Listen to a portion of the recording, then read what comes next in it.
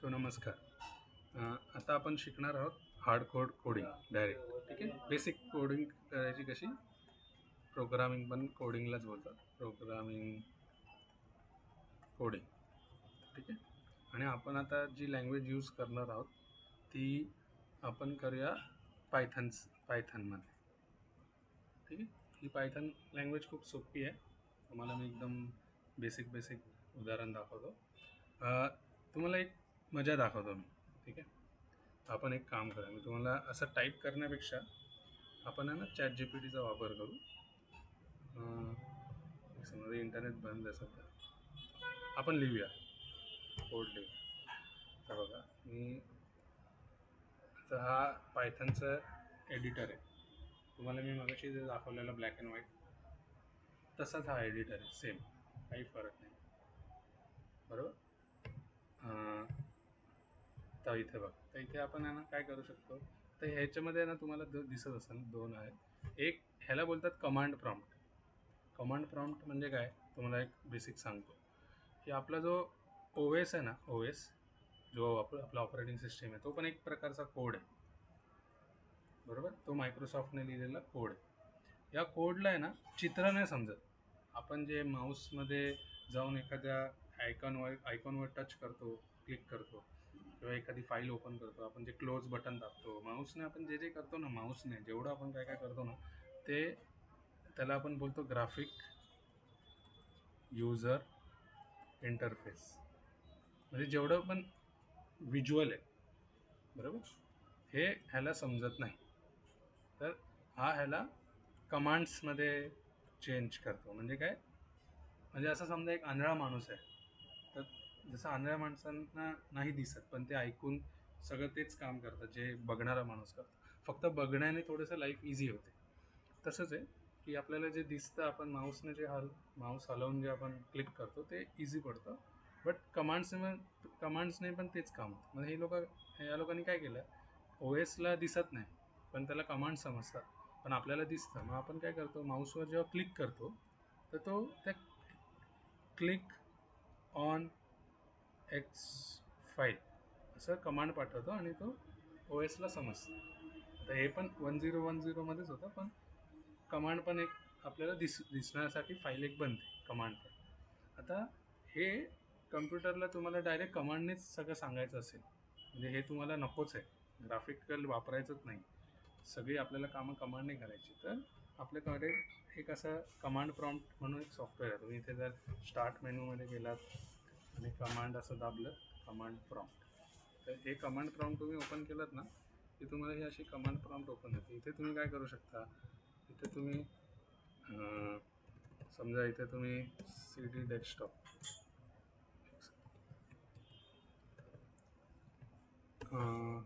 CD desktop, spelling neat टाकावी लागते.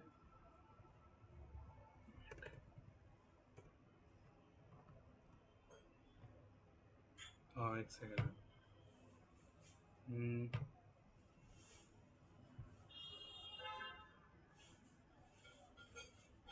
समजा मी इथे कमांड टाकली, माझ्या ना एक सेकंड नीट चालत नाही आहे. बट एक तुम्हाला सांगतो की इथे जसं तुम्ही इथे एक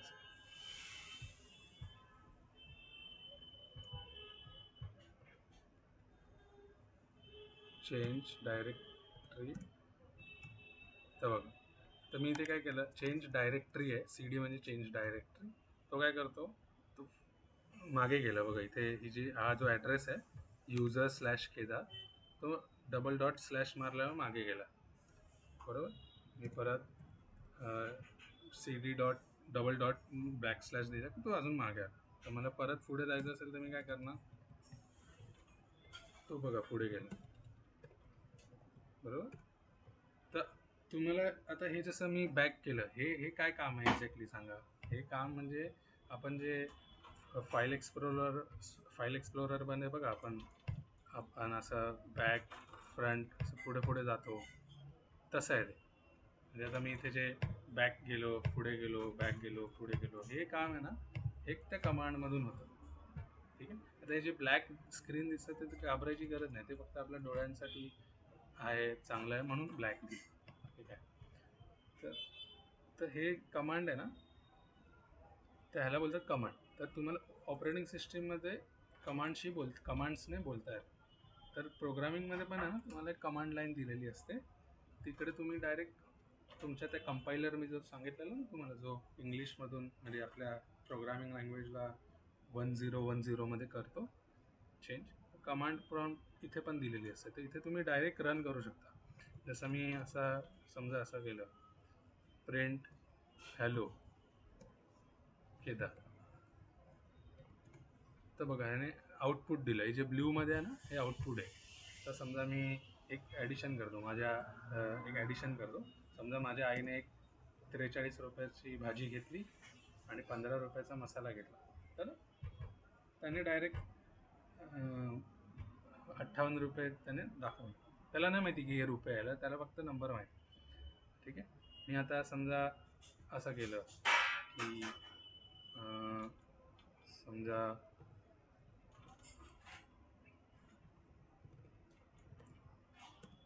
प्रिंट हॅलो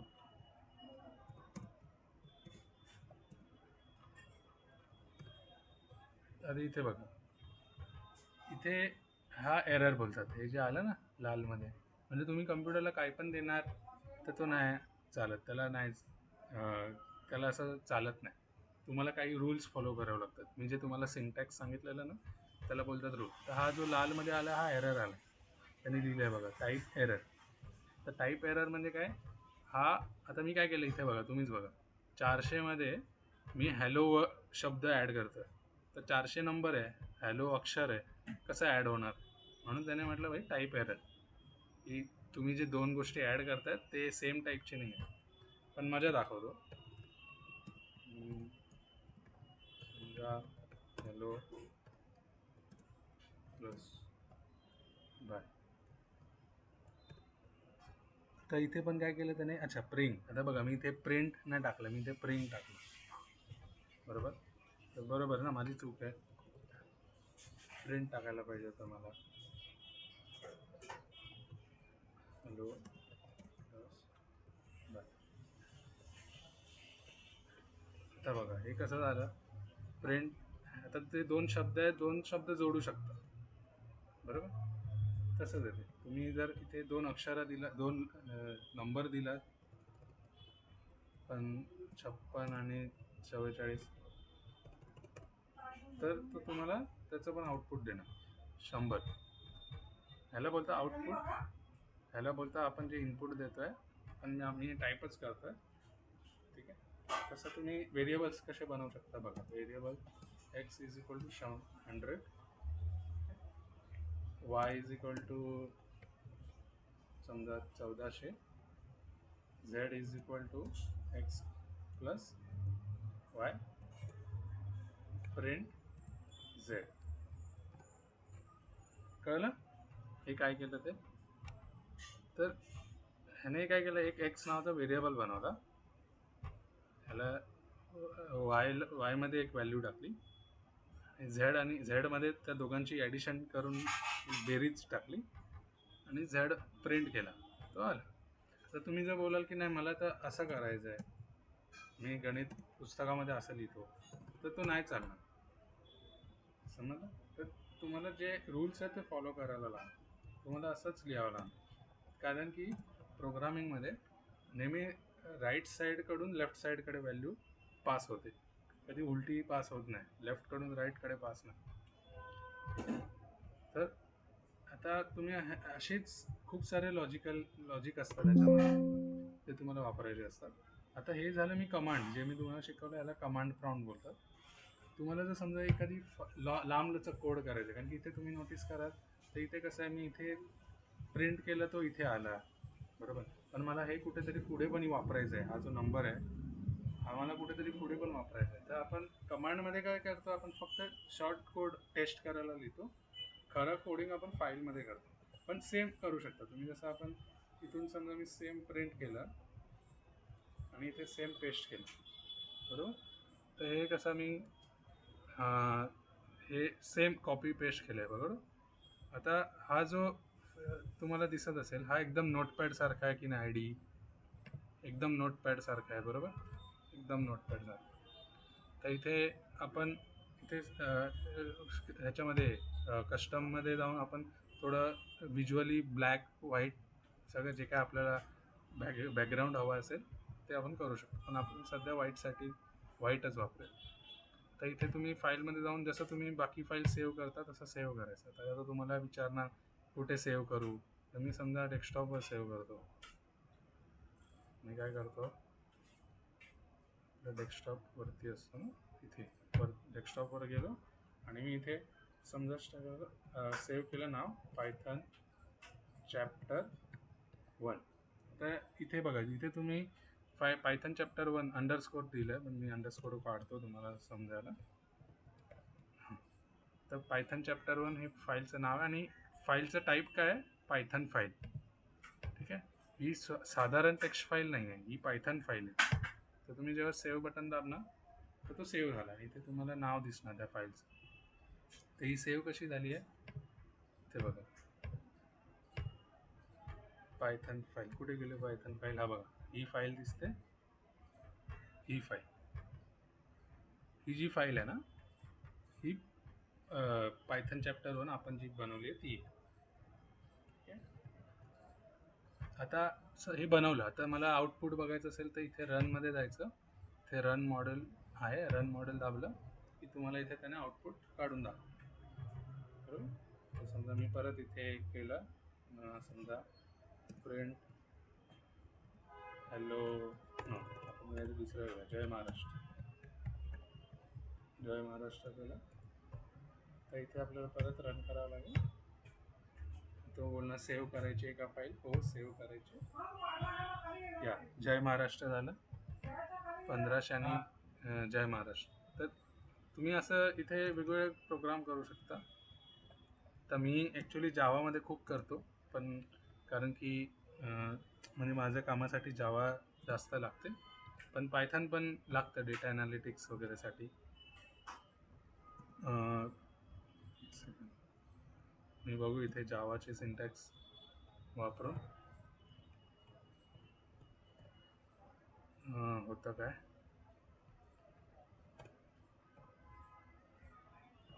पण ओव्हरऑल कसं आहे, तुम्हाला मल्टिपल लँग्वेजेस म्हणजे शिकायची गरज तेव्हाच पडते जेव्हा तुम्हाला तसं काय काम असेल, अदरवाईज गरज नाही पडत.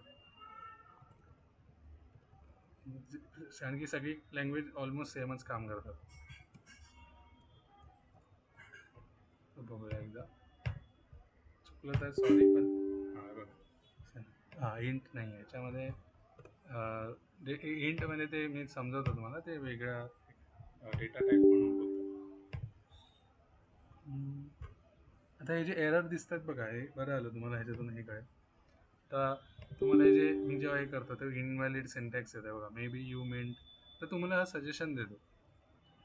तो तुम्हाला काय करतो, तो तुम्हाला सजेशन देतो की तुम्हाला नेमकं हेच करायचं होतं का, तुम्ही पुनर्विचार करा.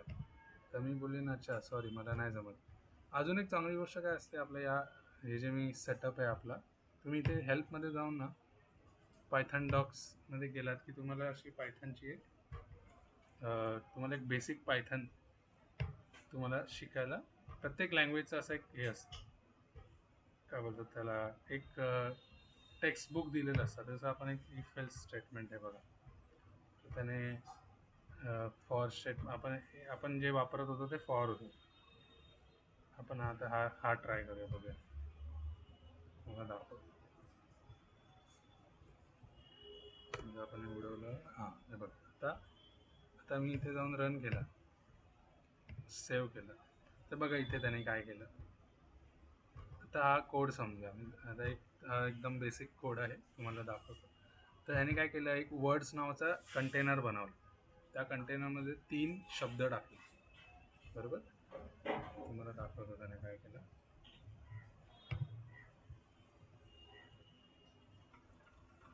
त्याने ना वर्ड्स नावाचा एक कंटेनर बनवला. ठीक आहे, त्या कंटेनरमध्ये त्याने 3 अक्षर शब्द टाकले. विंडो आणि डिफेन्स जे काय आहे ते, ठीक आहे. आणि त्याच्यानंतर त्याने काय केलं, हे जे फॉर दिसतंय तुम्हाला, हे जे फॉर आहे त्याने काय केलं, फॉर हा एक लूप आहे. हा प्रोग्रामिंगमध्ये कन्सेप्ट आहे लूप. लूप म्हणजे काय, तर आता फॉर एक्झाम्पल समजा इथे असे भरपूर शब्द असतील, समजा मी हे करतो, समजा ना, म्हणजे असे भरपूर शब्द आहेत समजा, असे 10-12 भरपूर शब्द आहेत. तर तुम्हाला एक एक प्रिंट करायचं असेल तर तुम्ही थोडी एक एक प्रिंट करत राहणार, तेवढा तर आपल्याकडे टाईम नाही आहे असं लिहित बसायला, बरोबर. तुम्ही काय केलं, तुम्ही फॉर लूप वापरला. फॉरचा अर्थ काय आहे मी तुम्हाला समजावतो. तर हा जो डब्ल्यू आहे हा एक व्हेरिएबल बनवला, ठीक आहे. इन वर्ड्स हा वरचा व्हेरिएबल जो आहे, जो बॉक्स मी सांगितला तो आहे. आणि तो काय करतोय, print W with its length. मग आता कसं होत आहे, मला एक दाखव बघा. हा वर्ड्स बनलाय, या वर्ड्समध्ये कॅट आहे, विंडो आहे आणि डिफेन्स काहीतरी आहे, बरोबर. त्याच्यानंतर त्याने काय केलं, फॉरमध्ये एक व्हेरिएबल घेतला समजा काय पण, इन वर्ड्स म्हणजे हा तो वर्ड्स आहे, ठीक आहे. तर ह्याचा अर्थ काय आहे की एक काउंटर घेतला आहे, ह्याला काउंटर बोलू शकतो आपण. हा काउंटर आहे. हा काय करतो, हा या वर्ड्समध्ये, म्हणजे या वर्ड्समध्ये जेवढे पण ब्लॉक्स आहेत त्याला एक एक वेळा पॉइंट करतो. फॉर एक्स इन वर्ड्स म्हणजे काय, या वर्ड्स व्हेरिएबलमध्ये जेवढं पण आतमध्ये काही आहे त्याच्या आतमध्ये जे काय एक एक ठोकळे आहेत, एक एक बॉक्स आहेत, त्या प्रत्येक बॉक्सला काउंट करायला किंवा म्हणजे दाखवायला, पॉइंट करायला 2 पॉइंट, ठीक आहे. 2 पॉइंट एक व्हेरिएबल बनवतो. मग हा जो व्हेरिएबल आहे हा वर्ड्सला पॉइंट करतो. पण वर्ड्समध्ये 1 2 3 अशा गोष्टी आहेत, बरोबर. मग तो काय करणार, एका टाइमला पहिल्यांदा एक्स इज इक्वल टू 1 होणार, वर्ड्स 1. दुसऱ्यांदा काय होणार, दुसऱ्यांदा तो वर्ड्स इक्वल टू 2 होणार, बरोबर. तिसऱ्यांदा काय होणार, एक्स वर्ड्स 3 होणार. तर तुम्हाला समजत असेल की जेव्हा वर्ड्स 1 होणार तेव्हा काय होणार, वर्ड्स 1 काय आहे, कॅट, तर एक्सची व्हॅल्यू काय होणार, कॅट, बरोबर. तसं इथे डब्ल्यू आहे ना, तर जेव्हा वर्ड्स, फॉर लूप म्हणजे काय, तो पूर्ण संपेपर्यंत, म्हणजे काय, पूर्ण वर्ड्समध्ये जेवढे ब्लॉक्स आहेत तो सगळे वाचणार 1 बाय 1. तर कसं वाचणार, पहिलं कॅट आहे ना, तर पहिलं कॅटमध्ये, ह्याच्यामध्ये या व्हेरिएबलमध्ये कॅट जाणार. मग तुम्हाला काय करायचं आहे, तुम्हाला त्या कॅटमध्ये समजा प्रत्येक वर्डच्या बाजूला एक आपण ओके टाईप करणार समजा. तर मी काय केलं, इथे प्रत्येक वर्डच्या बाजूला ओके टाईप केलं. तुम्हाला दाखवतो मी काय म्हणतो. तर बघा त्याने काय केलं, प्रत्येक वर्डच्या बाजूला ओके ओके ओके ओके, प्रत्येक वर्डच्या बाजूला ओके. तर हे काही आपल्याला काम करायचं असू शकतं. तुम्हाला त्या लेटरमध्ये ए आहे का, 0 आहे का, त्या लेटरमध्ये कॅपिटल लेटर आहेत का, स्मॉल लेटर आहे का, कोणाचं नाव आहे का, कोणाचा ॲड्रेस आहे का, ते तुम्ही सगळं, ते जे काही काम करायचं ते तुम्ही आपल्या लॉजिकनुसार लिहू शकता. आणि मी तुम्हाला आता समजवतो आहे काय की फॉर लूप कसा लिहितात, हा जो डब्ल्यू एक व्हेरिएबल तो व्हेरिएबल प्रत्येक ठोकळ्याला एक 1 बाय 1 कॉल घेतो, ठीक आहे. आणि तो त्या व्हेरिएबल सोबत ॲट अ टाइम त्या व्हेरिएबल सोबत काय काम करायचं आहे, तर ओके ॲड करायचं आहे समजा, किंवा काही काम करायचं. आणि सोबत लेंथ हा एक, बघा हा दिसतं तुम्हाला, हा लेंथ हा एक फंक्शन दिलेला आपल्याला आपल्या लँग्वेजने, आपण हा लिहिला नाही आहे. हा काय काम करतो, लेंथ आहे. हा लेंथ म्हणजे काय आहे, शॉर्टकटमध्ये लेंथ आहे, तो तसंच लिहायचं, लेंथ नाही लिहायचं, लेनच लिहायचं. ते त्याला बोलतात सिंटॅक्स. ते त्यांनी जसं बनवलं, लेंथ नाही लिहायचं, लेन लिहायचं, ब्रॅकेटमध्ये त्या व्हेरिएबलला टाकलं की तो तुम्हाला, आता बघा कॅट 3 अक्षरी आहे तर त्याने 3 दिला, विंडो 6 अक्षर आहे त्याने 6 दिला, बरोबर. तर त्याने त्या वर्डची साईज दिली, लेंथ, कळलं. तर तुम्हाला प्रोग्रामिंगमध्ये बेसिकली काय करावं लागतं, हे असे जे मेथड्स आहेत रेडी ते शिकावे लागतात.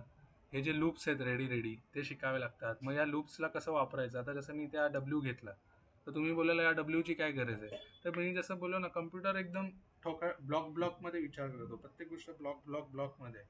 तो काय करणार, एक ब्लॉक घेणार आणि मोठ्या ब्लॉकच्या एक एक छोट्या छोट्या ब्लॉकला तो पॉइंट आउट करणार. ठीक आहे. आणि प्रिंट म्हणजे तुम्हाला नावातूनच कळतंय ते प्रिंट करायचं, म्हणजे जे प्रिंटिंग होत आहे ना हे या प्रिंटमुळे होतं. आणि ठीक आहे, आता तुम्ही बोलाल की हे जे मी ब्रॅकेट वगैरे बघतोय ते काय आहे, तर ब्रॅकेटने कम्प्युटरला समजतं की कुठलं वाक्य कुठे थांबतं आहे. किंवा तुम्ही कधी सेमिकोलन वगैरे बघितलं असं, मी जे सवय आली आहे ना मला, आता पायथनमध्ये सेमिकोलन नाही वापरत, पण जसं मी असं करतो ना तर हा सेमिकोलन आहे. तर पायथनमध्ये जो पायथनचा कंपायलर आहे त्याला समजतं इथे ही लाईन संपली. ठीक आहे. इथे तसं तुम्हाला असं हे जे सेमिकोलन कोलन आहे, याला कोलन बोलतात, कोलन वगैरे वापरावं लागतं, ब्रॅकेट्स वगैरे वापरावं लागतात. ते कॉमन सेन्सवाल्या गोष्टी आहेत, असं काही खूप हे नाही. तर सुरुवातीला ना मी तुम्हाला सांगतो, एक तुम्ही खूप लँग्वेजेस बघता की कुठे, तर ही जी आपण केली ही पायथन आहे. पायथन ना पायथन आता तुम्ही बघा ही आहे ना खूप तसं इझी आहे बघायला गेलं तर. फॉर डब्ल्यू इन वर्ड्स म्हणजे मराठीमध्ये तुम्ही कसं लिहिणार, वर्ड्स हा जो व्हेरिएबल आहे, जो कंटेनर बोलतो आपण, व्हेरिएबल म्हणजे ज्याची व्हॅल्यू चेंज करू शकतो. ठीक आहे, कंटेनरच असतो तो, त्याची व्हॅल्यू चेंज होऊ शकते. वर्ड्समध्ये जो एक एक डब्ल्यू आहे, म्हणजे आपण समजा नाही एक व्हॅल्यू आहे, दोन व्हॅल्यू आहे, तीन व्हॅल्यू आहे, चार व्हॅल्यू आहे, तर एकदा W1 होणार, एकदा W2 होणार, एकदा W3 होणार, एकदा W4 होणार. तर प्रत्येक जो आतला डब्ल्यू आहे, म्हणजे आपण याला आतमध्ये पॉइंट आउट करतो ना, तर प्रत्येक डब्ल्यूसाठी हे काम कर. म्हणजे काय, जे जे काम होतं आहे ना आपल्या आउटपुटमध्ये बघा, आपला आउटपुट गेला, तो जो आउटपुट होता मगाशी, तर प्रत्येक म्हणजे डब्ल्यू जेव्हा 1 असेल तेव्हा त्याच्यावर हे काम कर, जेव्हा W2 असेल तेव्हा त्याच्यावर हे काम कर, जेव्हा W3 असेल तेव्हा त्याच्यावर हे काम कर, असं म्हणून साठी म्हणजे बोलतो ना 5 वेळासाठी, 6 वेळासाठी. तर फॉर डब्ल्यू इन वर्ड्स म्हणजे काय की वर्ड्समध्ये जेवढं काय आहे त्याच्यासाठी एवढं वेळा काम कर. मग आता जर या डब्ल्यूमध्ये 15 गोष्टी असतील तर 15 वेळा येणार छापून, 4 गोष्टी असतील तर फक्त चार वेळा येणार. ठीक आहे. आणि एक पण गोष्ट नसेल तर नाही छापली जाणार, काय ब्लँक येणार पूर्ण. तर हे झालं पायथन. आणि अशा वेगवेगळ्या लँग्वेज असतात, तुम्हाला तुमच्या कामानुसार शिकाव्या लागतात. मी आता सगळ्यांना शिकवत, पण तुम्हाला सांगतो प्रत्येक लँग्वेज कशासाठी वापरली जाते. तर जी पायथन आपण शिकवली ना ही खूप वाचायला इझी आहे, म्हणजे इझी टू रीड. ठीक आहे. ही बनवलेलीच होती जे नॉन प्रोग्रामर होती, जसे बिझनेस अनालिस्ट, MBA वाली पोरं, टीचर्स, त्यांना पण प्रोग्रामिंग येत नाही, त्यांना कोडिंग यूज करायची असेल त्यांच्या कामासाठी, बिझनेसच्या कामासाठी. ठीक आहे. तर त्यांच्यासाठी इझी टू रीड होतं. ठीक आहे पायथन. त्याच्यानंतर एक असते सी, ऐकली असेल, ही खूप ओल्डेस्ट लँग्वेज आहे, ही पहिली लँग्वेज. ती खूप ती मोस्टली एकदम हार्डकोर इंजिनियर जे असतात ना त्यांच्यासाठी असते. त्याच्यानंतर आली C++, पण त्याचंच एक मॉडिफिकेशन व्हर्जन आहे. एक आहे जावा. ठीक आहे. जावा पण एक खूप पॉप्युलर लँग्वेज आहे. हे कुठे यूज होतात, हे बँक सर्व्हरमध्ये यूज होतं, ई कॉमर्स पेमेंटमध्ये यूज होतं, वगैरे वगैरे. ठीक आहे. पायथन कुठे यूज होतं, पायथन होतं डेटा ॲनालिसिसमध्ये. कारण की ह्याच्यामध्ये कसं तुम्ही आपलं काय काम करायचं ते याच्यावर फोकस करता, तुम्ही ते लँग्वेजचे सिंटॅक्स बघत बसत नाही. इझी टू रीड लँग्वेज आहे, ह्याच्यामध्ये तुम्हाला सिंटॅक्स वगैरे वाचावं लागतं. ठीक आहे. मग तुम्ही अजून एक ऐकलं असाल ही HTML CSS. तर HTML CSS आणि जावा स्क्रिप्ट हे वेबसाईटसाठी, वेबसाईट बनवायला. ठीक आहे. आणि हा वेबसाईट बनवून सर्व्हरला पाठवतो, आणि जावाचा बॅकएंड जो आहे, जावाचा बॅकएंड त्याच्यावर काम करतो आणि तुम्हाला परत ही फाईल तुमच्या ब्राउझरवरती, क्रोम ब्राउझरवरती आणून देतो. ठीक आहे. तर हे असं ह्याला बोलतात फ्रंट एंड, ह्याला फ्रंट एंड बोलतात आणि ह्याला बॅक एंड बोलतात. पण तुम्हाला मी सजेस्ट करेन की जे नॉन प्रोग्रामर आहेत त्यांनी पहिली पायथन स्टार्ट करा. शिकायला सोपी आहे, वापरायला सोपी आहे आणि तुम्हाला काही जास्त कोडिंग, कम्प्युटर सायन्सचे गरज नाही आणि तुम्ही बिझनेस ॲनालिस्टला लागू शकता आणि तुमच्या डे टू डे लाईफमध्ये पण खूप तुम्हाला यूज होईल. जर काही छोटं मोठं काही काम करायचं असेल तर एक्सेल सोबत खूप त्यांचं चांगलं आहे याचं. पायथन, एक्सेल, MS एक्सेल सोबत खूप चांगलं काम करतं. तुम्हाला डेटा वाचायला, शॉर्टकट एकदम काही कॅल्क्युलेशन करायला. तर MS एक्सेलच्या लायब्ररी आहेत पायथनमध्ये. मी जे तुम्हाला बोललो ना की कोणी कोण ना कोण IT इंडस्ट्रीमध्ये ना लिहून ठेवतं. तर एक्सेलची एक लायब्ररी आहे, ती फ्री टू डाउनलोड आहे, फ्री टू यूज आहे. ती इम्पोर्ट करतात, अशी इम्पोर्ट एक्सेल लाईव्ह अशी, आणि मग तुम्ही त्याच्यात आतले फंक्शन्स जे असतात ते यूज करू शकता. म्हणजे for example x is equal to समजा मॅक्स कॉलम मार्क्स असं केलं तर तो काय करणार, एक कॉलम जो आहे ज्याचं मार्क्स नाव आहे, तुमच्या एक्सेल शीटमध्ये एक कुठलं तरी कॉलम असणार ज्याचं नाव मार्क्स आहे. तर त्याच्यामध्ये जे काय व्हॅल्यूज आहेत तो त्या सगळ्या व्हॅल्यूमधून मॅक्झिमम व्हॅल्यू काढून देतो. तर हा मॅक्स फंक्शन जो आहे आणि कसं एक्सेल फाईल वाचायची ते या एक्सेल लायब्ररीमध्ये दिले. तर ते तुम्ही यूट्यूबवरती एक एक गोष्ट बघू शकता, कुठली गोष्ट कशी वापरायची. फॉर लूप जे आपण शिकवलं, लूपिंग, इफ एल्स असतं. म्हणजे काय की कोडिंगमध्ये जसं इफ एल्स म्हणजे काय की फॉर एक्झाम्पल समजा विथड्रॉ करताय तुमच्या बँकेमध्ये 5,000 रुपये, तुम्ही विथड्रॉ करतायत 800 रुपये.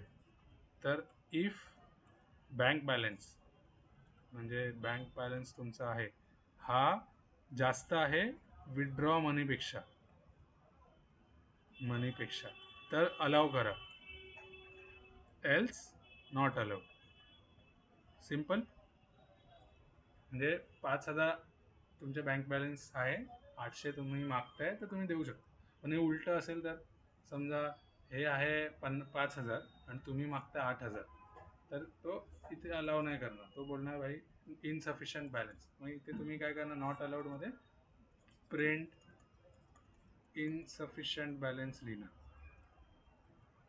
आणि जर अलाउड केलं तर काय लिहिणार तुम्ही, इफमध्ये जर अलाउड केलं तर तुम्ही अलाउडच्या जागी डेबिट करू शकता. म्हणजे काय होणार, bank balance debit withdraw amount is equal to new bank balance, आणि एक मेसेज सेंड करू शकता की विथड्रॉन सक्सेसफुल, काहीतरी सक्सेसफुल असा मेसेज दिला, सक्सेसफुल. आणि हा जो मनी आहे हा तुम्ही कमांड देऊ शकता ATM मशीनला, ATM कॅशला तुम्ही कमांड देऊ शकता की बाबा त्याचे 8,000 रुपये किंवा 5,000 रुपये दे त्याला, आणि मग तो तुम्हाला ATM मशीन करून पैसे तुमच्या हातात देतो. ठीक आहे. तर हे असं ओव्हरऑल कोडिंग आहे. आजच्यासाठी तुम्हाला एवढं इनफ आहे. मी जरा सोप्या भाषेत समजायचा ट्राय केलं, पण माझ्या थोड्या स्किल्समध्ये गॅप आहे, त्याच्यामुळे थोडं तुम्हाला जर हार्ड टॉपिक समजायला इश्यू झाला असेल, पण तुम्ही जर यूट्यूबवरती अजून पण खूप सारे चांगले टीचर्स आहेत, जर तुम्ही त्यांचं पण जर रेफर केलं तर तुम्हाला अजून चांगलं जाईल. पण मी तुम्हाला एक ओव्हरऑल आयडिया दिली ज्याला काहीच माहिती नाही कोडिंगचं. ठीक आहे. ओके. जर तुम्ही आता बोला की मी जर कोडिंग नाहीच आहे, म्हणजे जर मी कोडिंग नाहीच केली आहे कधी आणि मी नाही आहे प्रोग्रामर, तर मी कशाला शिकू. तर असं आहे की कोडिंगचा वापर तुम्ही ह्याच्यात नाही दिसणार. ओके. कोडिंगचा वापर तुम्ही एकतर बिझनेस ॲनालिसिस करायला वापरता किंवा एक्सेल डेटा एंट्री वगैरेसाठी पण तुम्ही फायद्याचं आहे. जर तुम्हाला पायथन आलं तर तुम्ही खूप चांगलं एक्सेलसोबत काम करू शकता. मोस्टली जे एक्सेलसोबत काम करणारे प्रोफेशन आहेत त्यांना पायथन बरोबर, नाहीतर मग डायरेक्ट आम्ही इंजिनियर लोक जे वेब प्रोग्रामिंग आणि AI वगैरे करतो त्याच्यासाठी. पण बिझनेस ॲनालिसिससाठी पायथन लागतं. पण मी तुम्हाला जस्ट कोडिंग काय असतं त्याची आयडिया द्यायला हे केलं. तर तुम्हाला जेव्हा ऐकायला येणार आता भविष्यामध्ये तुम्हाला पुढची 50 वर्षात कोडिंग कोडिंग कोडिंग ऐकणार, तर तुम्हाला कळायला पाहिजे की एक्झॅक्टली कोडिंग म्हणजे काय. त्याच्यासाठी मी तुम्हाला सांगितलं. ओके, चलो बाय बाय.